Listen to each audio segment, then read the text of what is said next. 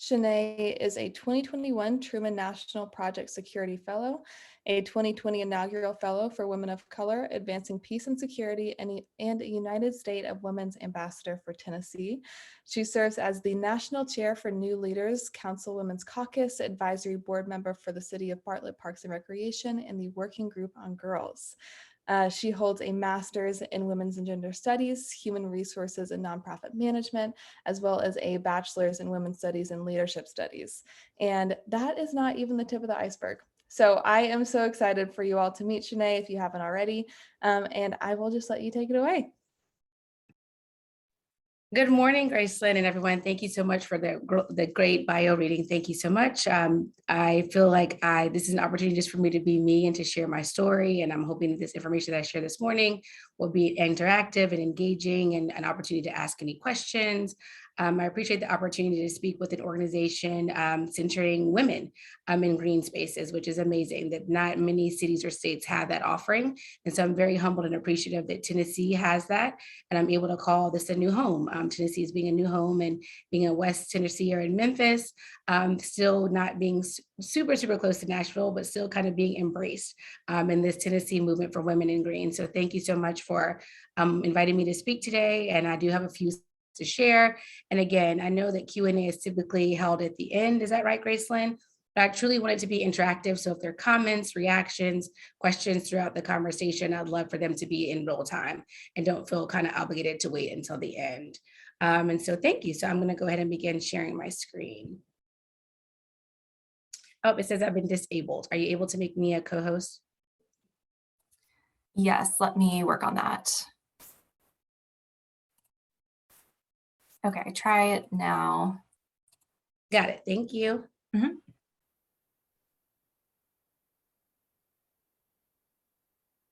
Let me do this. I upgraded my Zoom and now I don't know how to find it. Give me just 1 second.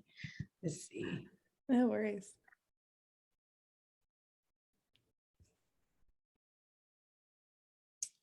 For the sake of time, Grayson, could you just go ahead and pull it up for me? I don't want to. Yes. All right.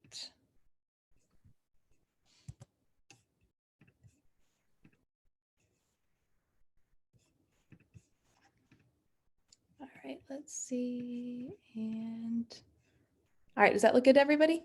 Yes. Thank you so much. You're welcome. So this is my green and blue story. I name it green and blue because not only are green spaces green, but also water.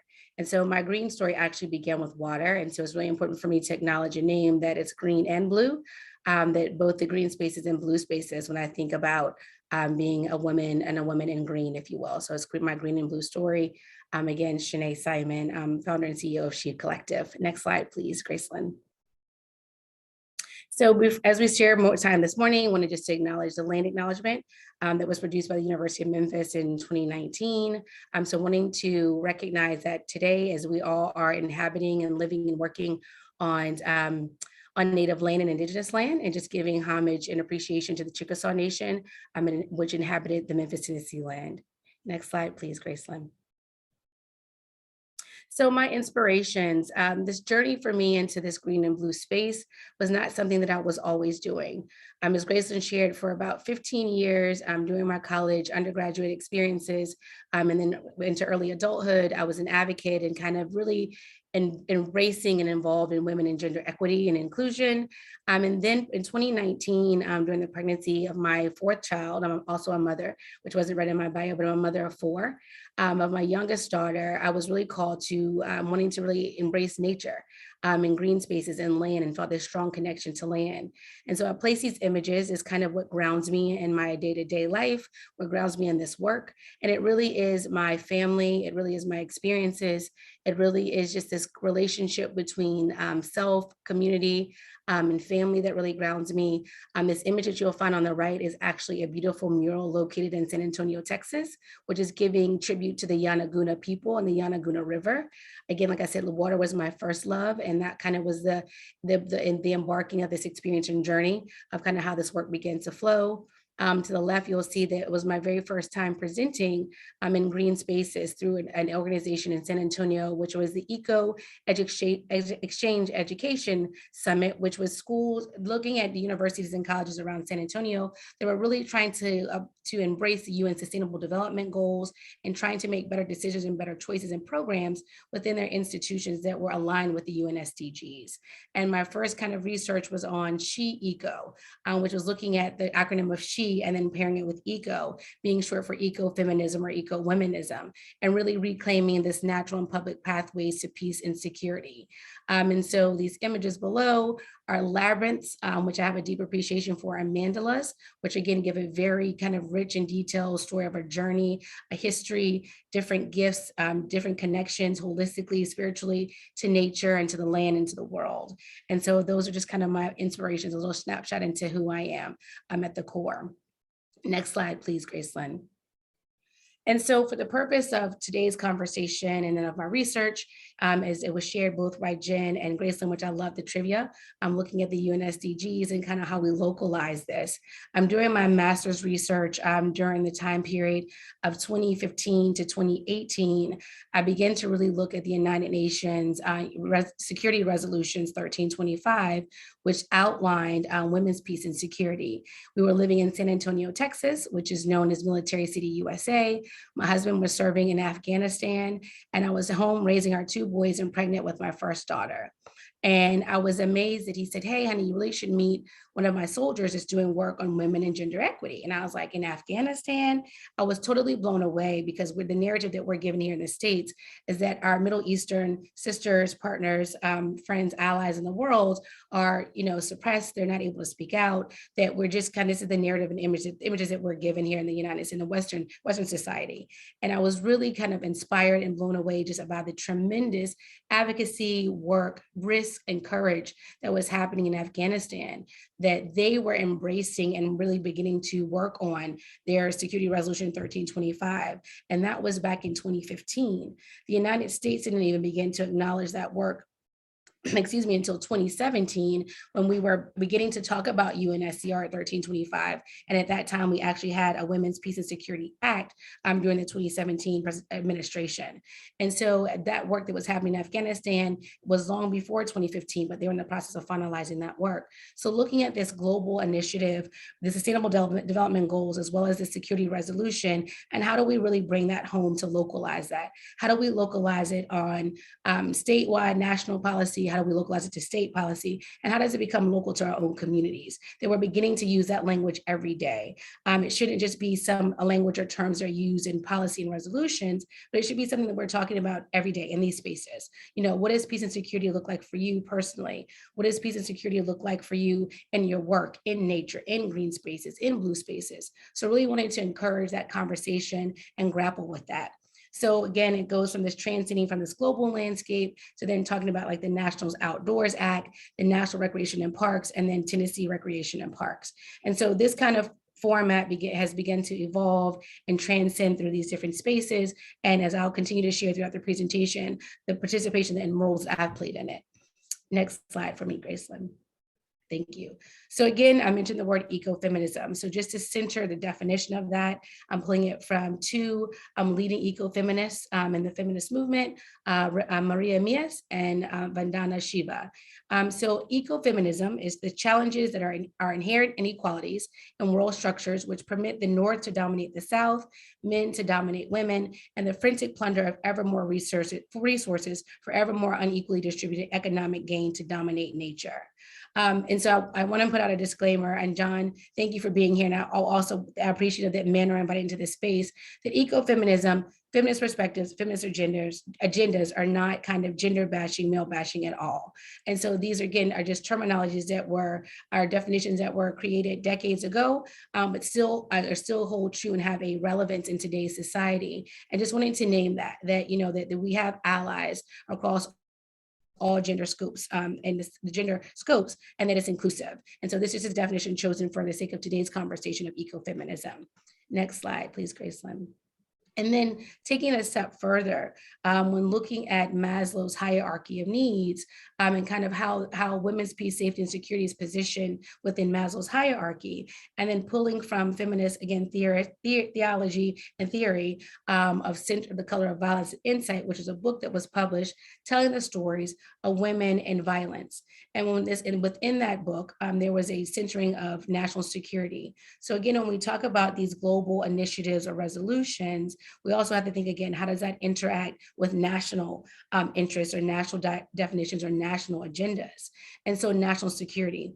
And this is really important to me, being a Truman Security Fellow. What does that mean? That primarily that our work is focusing on national security. And for me, when I think about national security, it has to include a gender perspective. It has to include a nature perspective. It has to include a green and blue perspective, as well as basic needs, healthcare, shelter, et cetera. And so again, centering this definition of first national security entails the control of labor, migration, and women. In the 1990s, the US government expanded the definition of national security to include domestic, political concerns, and perceived threats to culture, social stability, environmental degradation, and population growth, with a masculinized elite emphasizing normalcy and the role of militarism with regards to national security. Broader definitions of security have become marginalized.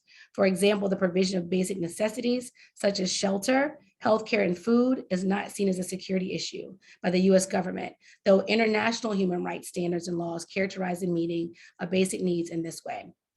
And so this, I could spend like all day talking about this quote here, because it's so filled with so many different things. And again, in the 1990s, and here we are in 2022, and we're still struggling with these same concepts and these same issues. And how do we begin to address them? And how do we address them in a way that is collective? How do we address them in spaces like within TWIG? So again, I'm appreciative of the opportunity to share in this space. But again, how we define national security and looking at green and blue spaces as being a matter of national security and the vital role that these spaces play in national security.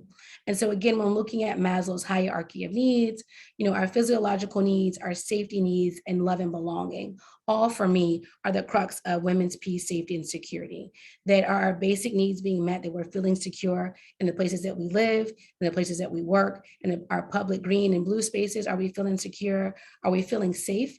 Are we feeling safe by police or militarization, or just that we're, if there's cameras or whatever that may look like in terms of safety from any types of violence. Some of my research through that S.H.E ECHO experience was looking at the research that was produced by REI Co-op Outdoors. In 2017, they did a study called Force of Nature.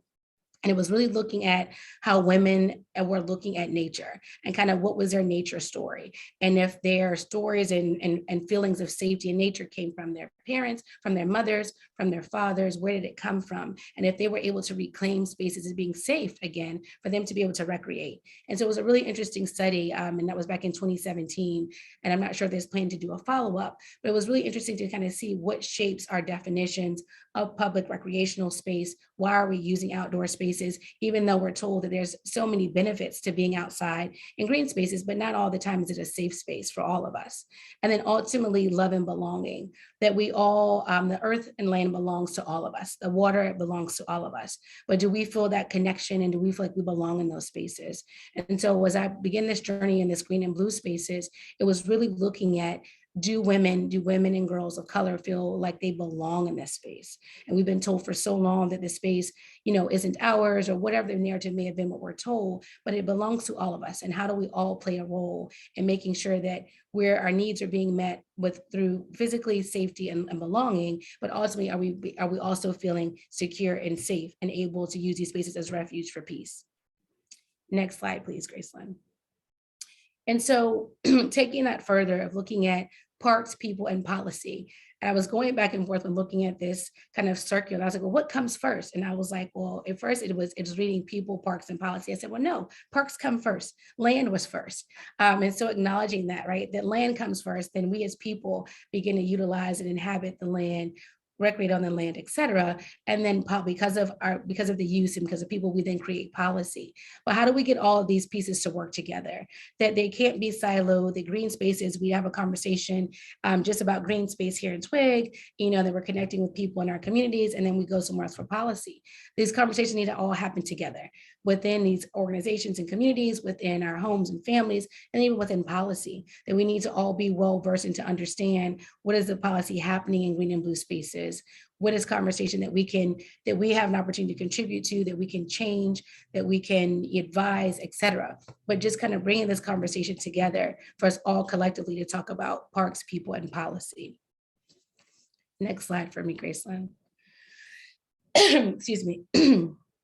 So 2 months ago, I submitted a proposal to the National Women's Studies Association looking at the 16 days of activism, and they were recognizing 16 activists to recognize during the 16 days of activism period, which is a global initiative to end violence against girls and women. And it's going orange, and that was from, I believe it was November 30th to December 15th or 16th.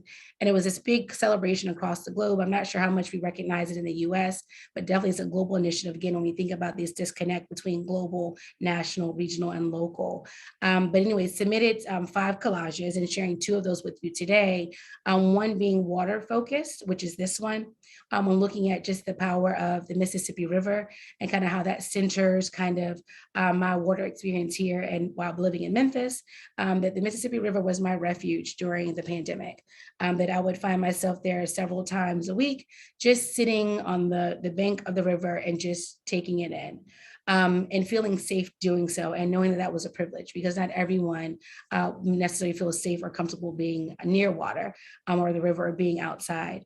But acknowledging just kind of the river, the presence of the river, quoting a quote from Toni Morrison, and she's written pieces about the Mississippi River and the power of water, being involved with the Protect Our Aquifer movement here in Memphis, also being a part of a movement, the Black Millennials for Flint, which began a movement out of Flint, Michigan, to talk about water and lead poison in water, and kind of how those same issues are resonating in Memphis currently. And I'm not sure kind of other parts of Tennessee, so I would love to pose that as a question to you all, and I can pause there actually. Is there a conversation or action or any problems with the lead in water throughout the state of Tennessee in different parts of the state?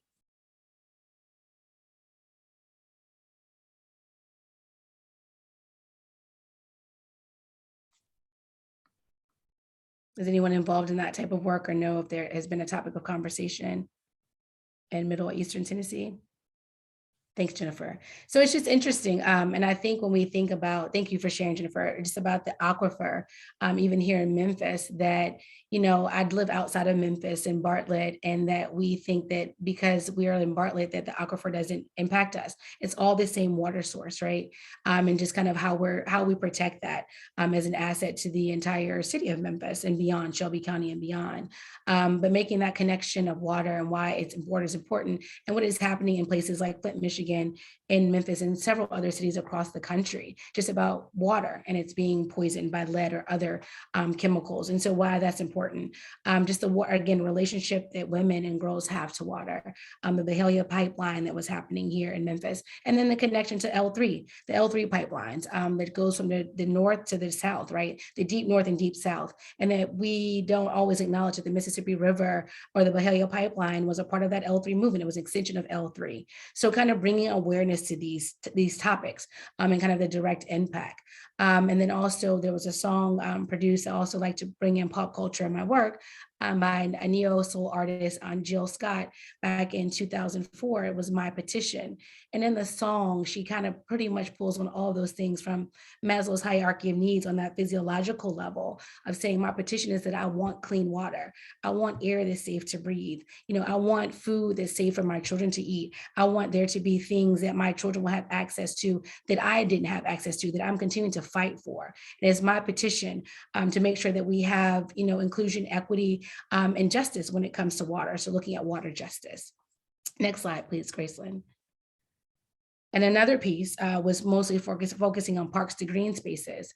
Again, centering ecofeminism and eco-womanism, and again, pulling in the definition of national security. And then also the Black Millennials for Flint have a movement of young, gifted, and green, really trying to promote and educate around environmental justice, and having the opportunity to work with our local Sierra Club and to host 2 programs, one during LGBTQ plus month or Pride Month, which is looking at wilderness pride, and how do we have inclusive spaces for all on the gender spectrum, and then also looking at Her Place, Her Space. And Elaine, that's where Jessica and I presented together when looking at how women and girls interact with public spaces here in Tennessee, and really being able to celebrate people like Jessica, who was one of two African-American park ranger, African-American female park rangers in the state of Tennessee. There are only 2. African-American female park rangers in the state of Tennessee, and Jessica being one in Memphis and the other being, I think, at Booker T National Park and more in eastern Memphis. So just recognizing that and acknowledging that, and how do we prepare young girls and young women to be park rangers when they're not seeing park rangers that look like them in these spaces? And so just calling attention to this. And then this image on the left, where it looks like a tree in a woman's body, a colleague of mine in my graduate program did this drawing called Roots of Existence. And unfortunately, you can't see the great quality of this, but there are words all throughout the leaves. All the leaves are made out of words. It's again, centering the role that women are playing in nature. And then lastly, highlighting the Hermes principles, which guide the work of the Sierra Club. Next slide, please. And so bringing home again to Tennessee, I had the great privilege of, when beginning this work and when putting together the program for LGBTQ plus month with the Sierra Club, of really wanting to kind of build coalition across the state of Tennessee. And so these logos on the left represent different organizations that I've been able to partner with across Tennessee, and mostly in Eastern Tennessee in the Chattanooga area, but wanting to center just their amazing work and their amazing voices of being organizations of color that are educating and equipping and inspiring young girls and young women to want to connect with outdoor and public spaces. One Girl Stance is an organization that's centering young girls and teaching them about mindfulness and yoga and doing it all outside. Sunshine's Adventures is led by an LGBTQIA plus individual who does whitewater rafting. She was a former female NFL player and was diagnosed with cancer and battled through cancer and decided to start her own kayaking and water adventures in Chattanooga, Tennessee. Such an inspiring story. Girls on the Run, they have one here in Memphis, but teaching girls about health and nature and running. REI Co-op, we have 5 locations throughout the state of Tennessee, and kind of their commitment to wanting to make products and programs that are centering women and girls and people of color, and are really partnering around that. Like I said, I mentioned earlier, they did a study back in 2017, Forces of Nature, looking at the relationship that women play in nature. And then also a couple of years after that, they did one for the LGBTQIA plus community of how they recreate and what does that look like, and really centering their voices. I think the next one, Our Joyful Journey, that is a dear colleague that presented to TWIG, I believe, last year. And again, teaching, using green spaces as a way to connect families and communities back to land. And then another person, another colleague in H2O Outdoors, that again, looking at health, and again, found this refuge and retreat of nature during the pandemic. And then Humans is an organization that is looking at humans, and I love that he spelled humans with the hue, a multi-range of color, is doing work to help inner city youth to have outdoor experiences. And then Trailblaze Us is another a man of color who's leading an initiative to create opportunities for children to explore outdoors. And these are just a few samplings, but I've had an opportunity to build this community and to be a resource to one another, that we can meet from time to time just to kind of say, well, what are you working on? How can I support you? And then this tree that represents kind of all of our voices, that 1 or 2 words that we reflected on in terms of like, what do green and blue spaces mean to you? And so it's thank you, Jen. The visual is powerful. That, you know, we may not have an opportunity to talk to all 8 of these individuals, but at least to see their words and to hear their stories is really a powerful tool. So I look forward to continue to be able to build that community over time. Next slide, Gracelyn. And so from that initiative, a colleague, Angela Hill, who's a Shelby County Government and Conservation Board and Director for Shelby County, she and I presented at the Tennessee Recreation and Parks Association in 2021. And a part of that presentation was to center, again, those organizations and their testimonials, but looking at this acronym PARKS and breaking it down to peace, acceptance, recreate, kinship, and security in Tennessee. And so we're hoping to kind of build this movement of kind of making sure that our green and blue spaces are places for peace, are places for acceptance, for recreating, kinship, and security. And I'm really proud of the work that's happening in TRPA in conjunction with NRPA, the National Recreation Parks Association, that they have these amazing visions, plans, even action items and even deliverables. So they've been able to deliver in terms of initiatives that they have in terms of inclusive parks and park spaces. And I have, I think, a slide at the end when I'm happy to share those resources, but they produce multiple studies. They have, work plans and studies for, more inclusive parks for LGBTQIA plus communities, which includes also women and girls of color. They made a commitment to incorporate or to put a part of the agenda, environmental justice. Also these plans, Tennessee, I'm proud of Tennessee as well, with the SCORP initiative, which is looking at how to make, again, our public parks and spaces more inclusive. And Angela's been a part of that committee. And so really wanting to celebrate and acknowledge the work that's happening in Tennessee, but taking it a step further and making sure that all people in Tennessee, regardless of how they identify, cultural, ethnicity, gender, et cetera, are feeling like their parks and their blue spaces are places that they feel free to recreate. Next slide, Gracelyn. So here we are again, just another visual of the green and blue, that it doesn't just become all green, but it's blue as well. And again, the acronym. And so I'd love to pause here for a few minutes. I feel like I'm talking. I'm saying, hey, pause me. I'm going to put myself on pause for a few minutes. And I'd love to get any reactions kind of to what's been shared so far. And I know there's been a couple of comments in the chat, but if there's anyone that's willing to come off mute to kind of share any reactions or thoughts, that would be appreciated, or to continue using the chat.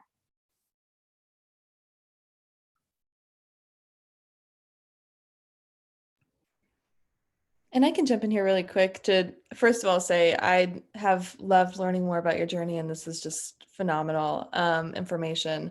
And I did have a question, and it was probably better suited for the side where you had like the Maslow's hierarchy of needs, because I thought that was a very informative and interesting, kind of way to frame that. But I did have a question on, just in your experience, if our local policies and state programs really in your experience kind of reflect our national standards and policies, and then also that kind of mirrored with the sustainable development goals as well, because it does seem kind of like you're saying that our national and local policies don't really reflect the importance of safety and security. No, that's right, Gracelyn. I think, it's really important for me, in my perspective, of really trying to be involved on every level.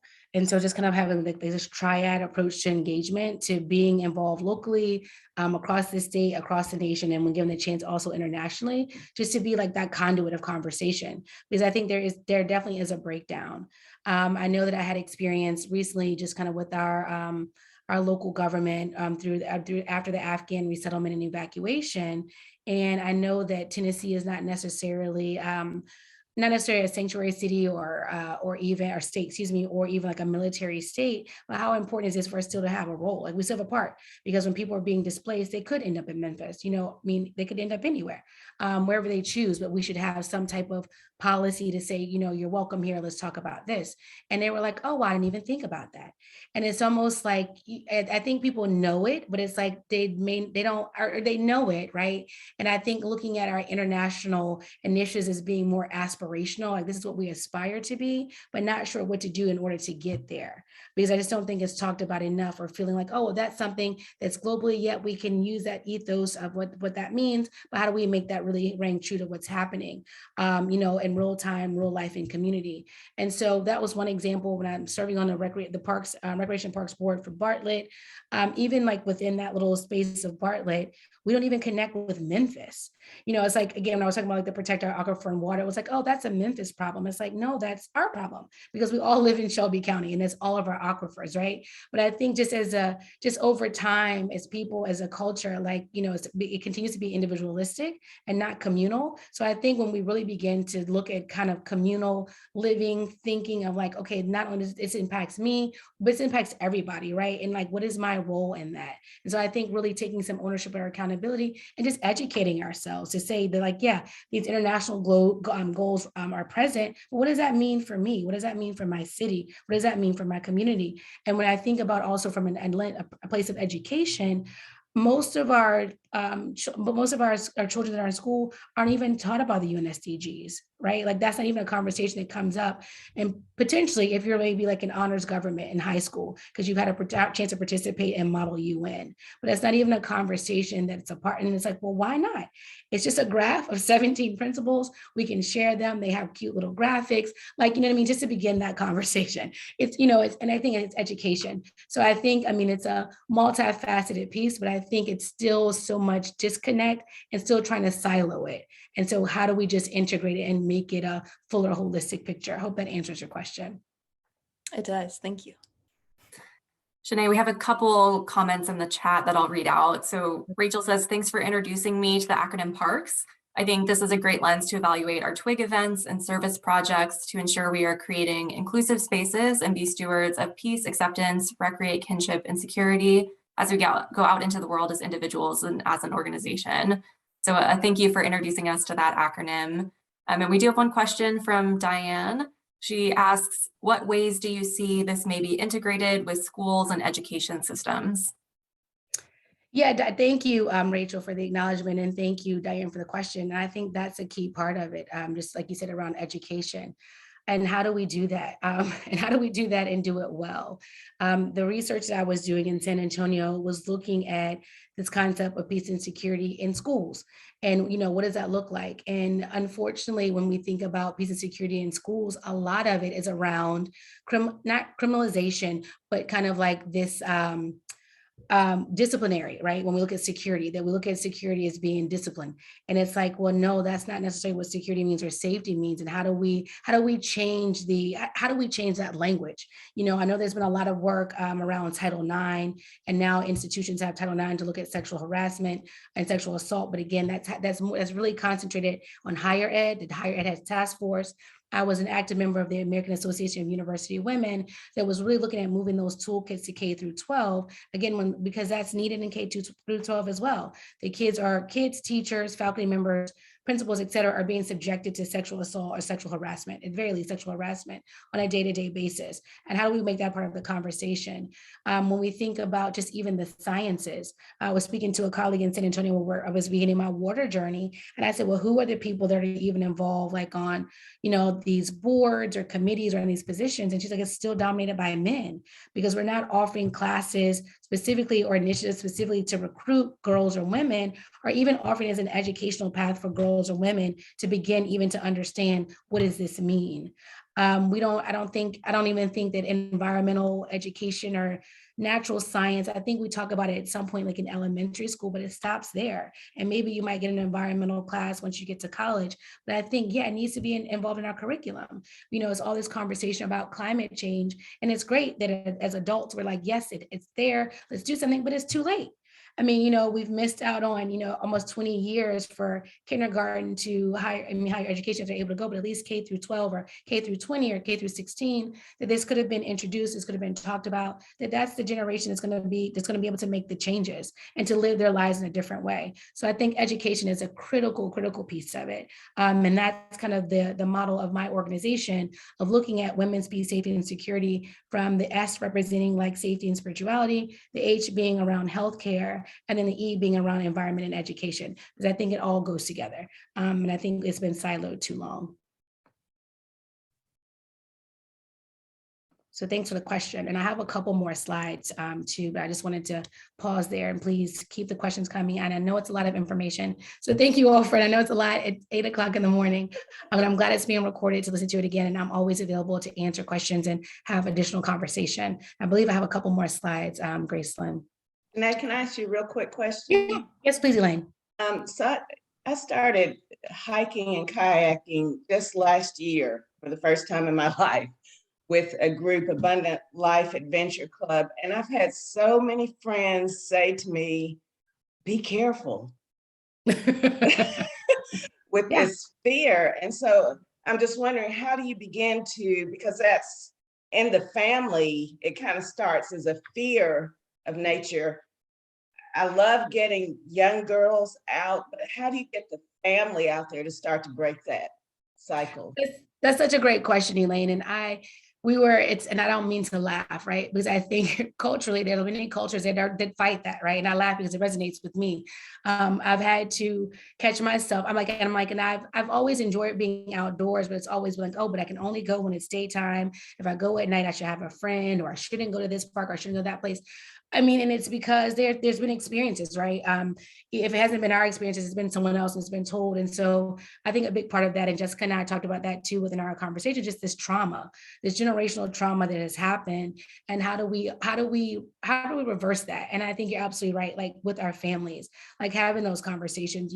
I'm very thankful that my family were like, let's go outside to eat. Let's have a picnic outside. I mean, it could be something so basic, like let's take a picnic. Let's just go for a walk as a family. I think COVID was that was a blessing to me of COVID, that you could be outside and could safely be outside, and people were using that. But it's our people have already begin to undo that. It's like, oh, well, now I don't have to go outside to do things. I can now go back to places, or I can do this and do that. And so how to continue saying how important this is. But I think you're absolutely right. Like within your families, if it's you, Elaine, be that voice in your family to say, look, let's do something outside. Or when people come to visit you, hey, let's have this outside. Let's go take a walk. Let me take you to my favorite park. I think, it's let's try something different. And to your point around kayaking, that's amazing. And I still don't know that. I don't have that courage yet to go kayaking. And I don't even know why. My husband took me kayaking when we were engaged, and it was a lot of fun. But it was kind of to do that on a regular basis. I think another part of it too, Elaine, is just the financial. I mean, in order to buy the equipment that you need, it's a financial investment, and making sure that's accessible to people. So when looking at organizations like REI, I appreciated that our contact here in Memphis has said, we want to hear from the community. What do you want to do? And what can we do to help you to make that to come to fruition? And so it's making that accessible. I mean, and maybe it is taking a field trip to REI, a family member or, students to REI to say, hey, this exists.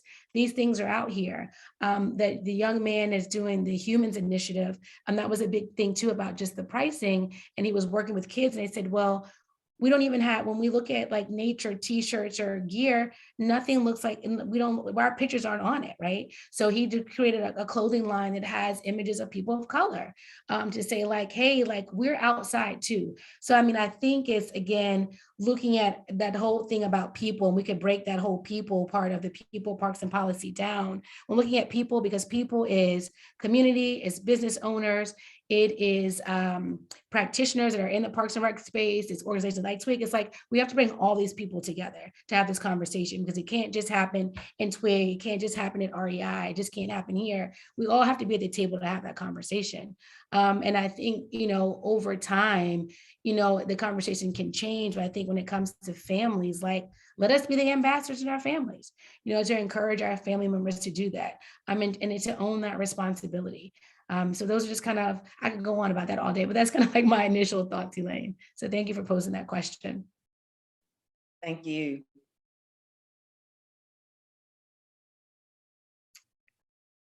So this slide about just the green and blue justice, advancing justice, and looking at climate justice or environmental justice, how important that is as well. And that goes back to the Maslow's hierarchy about belonging. It goes back to lead and water in certain communities.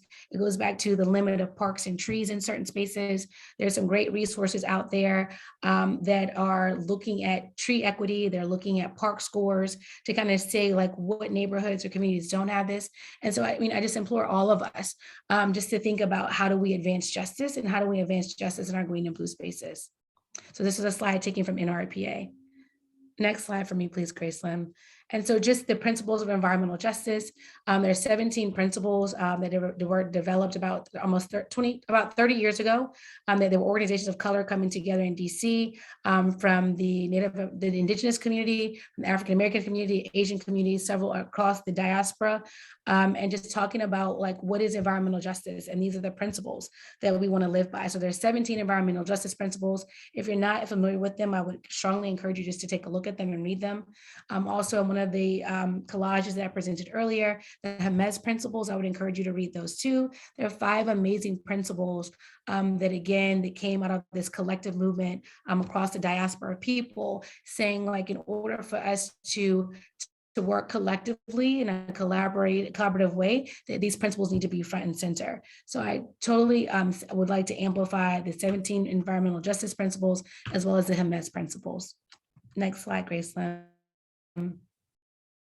And so this is my closing slide with my contact information. And again, my model in terms of when I look at S.H.E Collective, my organization, so looking at the safety, spiritual, and spaces, and those spaces being green, blue spaces, natural public spaces. I'm looking at health, healing, and holistic. And then I'm looking at environment, education, and even economic. And so again, thank you for allowing me the time to share my story today. I am available throughout this Zoom time today, but also feel free to call me, text me, email me, visit my website to learn more about me or to follow my work. And then the final slide is just acknowledging, one more slide ahead, Gracelyn, the final one, is just to cite Black women. When we talk about stories and narratives, especially like in this space, green and blue spaces, women of color and Black women aren't always in this space or haven't been given the opportunity to be in this space. So when there's an opportunity or narrative of women of color, Black women are sharing information, just please remember to cite them. And that movement was started by Dr. Kristen Smith, a professor at UT Austin. And thank you. Thank you, Shenée. That was awesome. And I know you've been able to see the chat. So everyone is just praising you and your work and how excited and passionate you are about this topic. So thank you so much for sharing with us this morning. If there are any other questions, we do have a little bit of time for question and answer. So feel free to put those in the chat and I will post them to Shenée. But I did have a couple questions for you to get us started. I was really happy to see kind of the conversation around kayaking and canoeing and your infusion of blue throughout this presentation. And Tennessee is just so rich with water, and water is such an important part of Tennessee and our culture. But I think it's something that can be really challenging to get people to care about and want to protect without actually having them interact with it and see it and understand its benefits. So I was wondering if you could just talk a little bit about kind of your journey with water and how you found success in getting people connected to water so that they can really care about and take the initiative to protect it. That's a good question. Thank you, Jen. And I think there's been, like I said, partnering with organizations that are kind of doing like that work of getting folks out there. For me, it's encouraging. I had an opportunity, like also shared within the Women of Color Advancing Peace and Security, like having them to do like a water challenge. And I would encourage you all to do the same. But like go sit by a body of water and to take note of like what you're thinking, what you're feeling, you know, what your smell, your senses, like check in with your senses. And the big question at the end of it was like, and who do you see around you, right? Like who's missing? And just coming back to reflect on that. And a lot of people were like, I was out here by myself, and it felt kind of strange just kind of being out here, being outside, or like, wow, it was really peaceful. Like I really enjoyed it. Or like, yeah, I saw a bunch of people out here, but I didn't see other people out here that looked like me, or I saw more men or whatever. I think just observing like kind of what's happening around water. I think, again, when kind of these conversations about green spaces, that water isn't included, and like water is its own conversation. And so how do we make water a part of like that green conversation too? I think also when looking at water, it's so much focus on either the water being contaminated or like storm drain water. How do we conserve or recycle water? But I think we're missing like the key part of like just be with water, right? And acknowledging that like the majority of our bodies are made up of water, and we really should have like this natural like innate relationship with water, but we don't, right? For whatever reason that is. And so I think, for me, I got a couple like kind of like, what are you doing? Like, I remember one Mother's Day living here in Memphis, and my family was like, oh, well, you didn't call, you didn't do this. I was like, yeah, I was by the river. And they're like, well, who goes to the river? And I was like, well, why not go to the river? Right? Like it's, you know, I have family that live in Florida with some of the best beaches in the world, and they've never been to the beach. And it's kind of like I don't even like, it's mind blowing to me. Like, why is that? So I think like going out, you know, Jen doing it and inviting others to do it. And I think if there's a way that, you know, we have, we when I look at like Memphis specifically or Bartlett, like we celebrate all of our parks, but we don't really celebrate the water, even like the small ponds that are within a park, right? Like they don't even get any recognition. It's like, oh yeah, that has a lagoon. You know, like we have a lagoon in like in Bartlett. Like, what is a lagoon? What does that mean? I mean, so I think it's like celebrating and marking the water. You know, we have these markers for land and, you know, different things, but we don't really talk about water. And kind of listening to the stories of water. That's some new research that I'm working on with a colleague out of Charlotte. And it's kind of like, what are water stories? I know that there are a couple, there's an initiative that Protect Our Aquifer. So I would definitely encourage you all to research Protect Our Aquifer, but the executive director actually rode her bicycle across the country, doing the very, like talking to people across the country about water, from corporations to businesses to people, just regular everyday people, about water and kind of what were their thoughts about water. And she's like, for some people, it was like, they never even thought about it. Like, it's like, oh yeah, I go, or I don't think about it, or yeah, it's nice sometimes to sit out there for whatever, you know, whatever that looks like. But I think us really creating stories about water and encouraging narratives about water, just to have people to talk about it. And there are tons of books out there, some really powerful books that are about water. So I think it's just about talking about it more, and giving significance to it, just like we give significance to parks and land. Thanks, Shenée. That was awesome. And I totally agree with everything that you mentioned. I think just sharing stories, getting people out there, it's so important and so impactful. So thank you again. And you're just getting so much praise. So thank you for joining us this morning. And if we can have everyone just give Shenée a virtual round of applause or put the little clap emoji up. I know it's tough in a virtual world, but this was a really awesome way to start our Friday morning. So thank you, Shenée. Thank you. I appreciate it. One thing. Yeah. I want Shenée to know that I'm not offended at all. I am shocked that we only have 2 rangers in the state of Tennessee that are women. And unless things aren't talked about and spoken, nothing will ever change. That's right. And You're so right, John. Thank you. Thank you for acknowledging that. Like Jennifer's amazing, Jessica's amazing. I haven't had a chance to meet her counterpart, but yeah, it's mind blowing. Just two African-American women in the entire state of Tennessee. And that, like you said, Jen, Tennessee has some of the best parks in the nation. And that we're only representing 2 of them. So yeah, thank you, John. And if I could jump in and ask one final question for you, Yeah. Shenée, how can TWIG members best support you and your organization? Oh, thank you for asking. I mean, honestly, like continue watching this recording, share the recording with someone, email me if there's an opportunity to share more information. I would love to share information.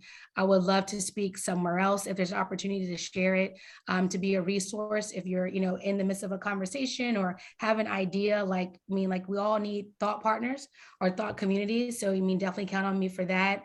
And just continue following my work and sharing it out, I would probably say is the best way. And I will become a member so that I'm actually a TWIG member too. I haven't done that yet. So I'll be a 2022. Yay. Awesome. Thanks, everyone. And again, Shenée just getting so much praise in the chat. So thank you so much again. I am now going to hand it over to our Vice President, Elaine Boyd, for some announcements.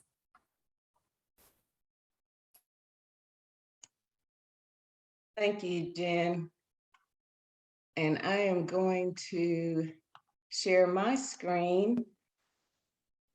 And let me pull that up. And while I'm doing that, I am just overwhelmed. What a wonderful, wonderful start to 2022. And I'm having a challenge here finding, let's see here.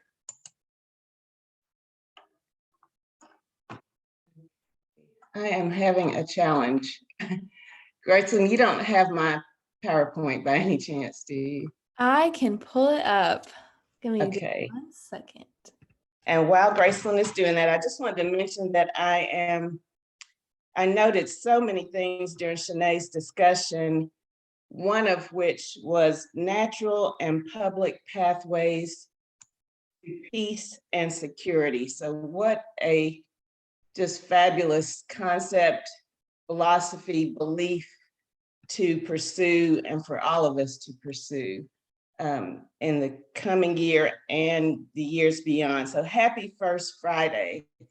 I will go ahead and Grayson, I think my problem is I had some low system resources, so I apologize. Oh, that's okay. Can you see this? Does this work? Absolutely. Thank you. So welcome, everybody. I really appreciate you all braving the cold weather to, to join us in your homes, and John, who actually did brave the cold weather, to join us on this first Friday in 2022. So we're excited. I'm excited to be your VP this year. So excited to be under Graceland's leadership. I think we've got an amazing year ahead. So one thing we always like to remind people of is our mission. Our mission is Tennessee Women in Green empowers, inspires, and connects women who are committed to environmental sustainability. And boy, did Shenée start us off in that mission this morning. She did. Fabulous. So we always want to thank our sponsors. We could not do this without our sponsors. And we really appreciate sponsors. If your workplace is interested in becoming a sponsor, we've got more information on the website. So you can go to TennesseeWomenInGreen.com, become a sponsor. We'd love to have you join this illustrious group. So we have some renewing members and new members: Angela Ford, Catherine McCandless, Lori Troxel, and Sarah Wells. So thank you for either being new or renewing members, and we'll be looking, Shenée, for you to be on that list very soon. And we welcome anyone else who would like to join. We've got some upcoming events, and you want to check the website considering the weather, but what has been planned is a pulling party at Warner Parks. That's the Iris's volunteer event. And so that would be tomorrow, but please check the website to see if that's still on. And of course, we'll have our next monthly program Friday, February 4th. Watch the website for more information. We have some community events as well. So on Monday, Turnip Green Creative Reuse is having a help deep clean and organize from noon to 4. There's a marshmallow hike next Saturday, January 15th at Owl's Hill Nature Sanctuary. Also, don't forget that Mondays, January 17th is Dr. Martin Luther King Jr. Day. Check calendars for lots of community events. Wednesday, January 19th through Friday, January 21st is the Tennessee Sustainable Transportation and Expo. Friday, January 21st through Saturday, January 22nd will be the 2022 Annual Current Research in Tennessee Archaeology meeting. And I did want to mention several of you participate in our Iris's Book Club. We have a couple of members who will be our leaders for that book club this year, Allie Omans and Kim Bailey. So watch the website for more information on the next book to read and the next meeting of that group. And last but not least, the TWIG officers for 2022. So hand claps for our TWIG 2022 officers. And we're welcoming a number of new members to the board. So welcome to Rachel, Jen, Shalini, Kim, and Heather. And welcome back to Graceland, Catherine, Kelly, Diane.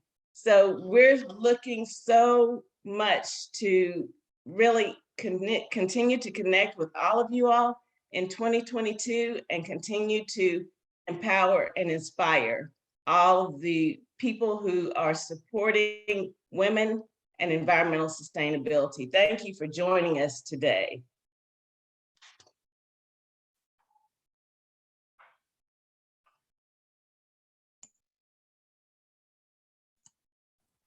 Graceland, any final closing words from you? I don't think so. I think y'all just try to stay warm, stay cozy. And yeah, like Shenée said, share this presentation with friends and family and coworkers. It's been a really great one.